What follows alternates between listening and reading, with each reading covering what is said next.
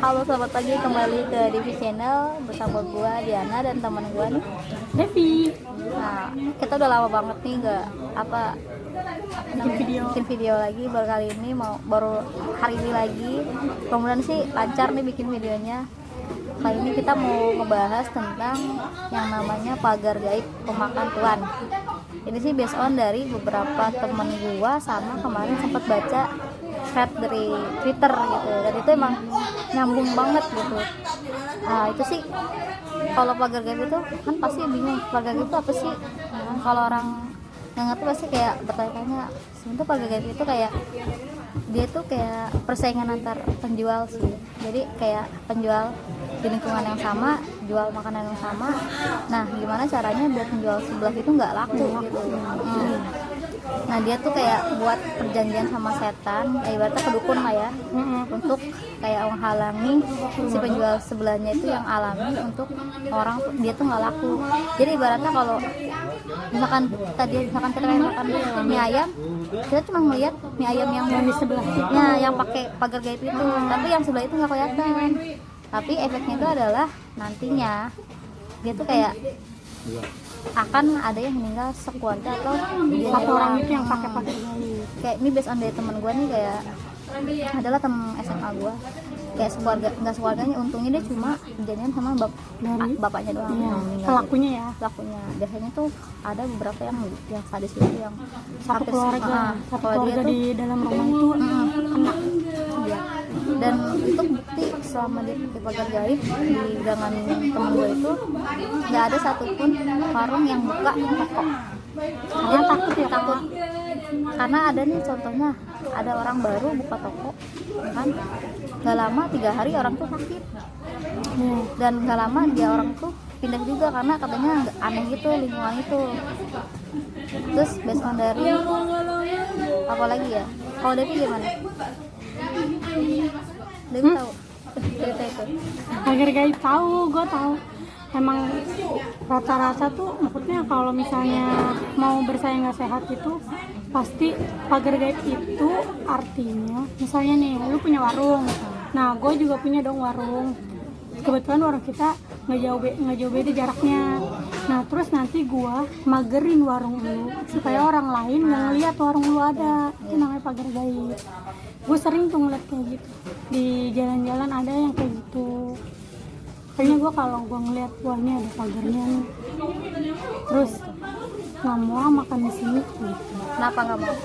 Soalnya dia kayak udah dikasih itu loh, apa, syariat gitu loh. Cuman syariatnya bukan syariatnya tuh ya antara dia sama setan. Gue nggak suka aja gitu kalau misalnya lu bersaing tapi nggak sehat. Jadi gue mendingan yang nggak, yang alami aja lah makanya, karena gue bisa lihat. Jadi ya gitulah. Sebenarnya juga kayak yang paling serem itu yang temen gue itu kan, dia kan sempet kayak, dia tuh sebenarnya kan nggak jualan dia kan toko nih, toko kelontongan ya kan. Biasanya temen gue ini dia jual toko kelontongan. Tiba-tiba ada di gangan dia itu yang laku banget, jualan ayam potong yang pagar gaib ini. Tiba-tiba karena dia nggak suka sama menjual ayam potong itu, dia kayak nyamperin lah, ngeliat sebentar, kayak orang-orang ngeliat ayam potong itu. Nggak lama ayam pada meninggal, sirik, mati. Iya mati. Terus nggak lama dia jual ayam potong, kan kocak.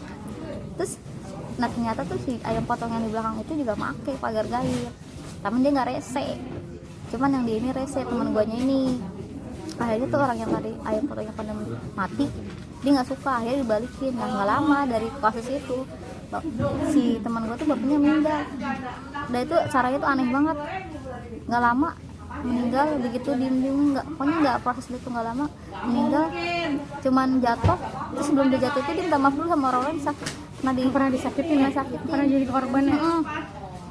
Gue sih kayak, kalau gue sih ibaratnya oke lah lu pakai pagar gaib gitu, tapi setidaknya lu jangan rese gitu, kan orang juga punya rezeki masing-masing.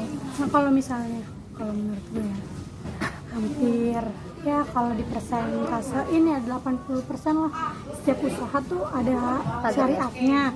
Syariatnya itu buat itu loh, penglaris doang. Dia nggak ngumpulin warung-warung lain yang jualan, dia bersaingnya cuma kayak gitu doang.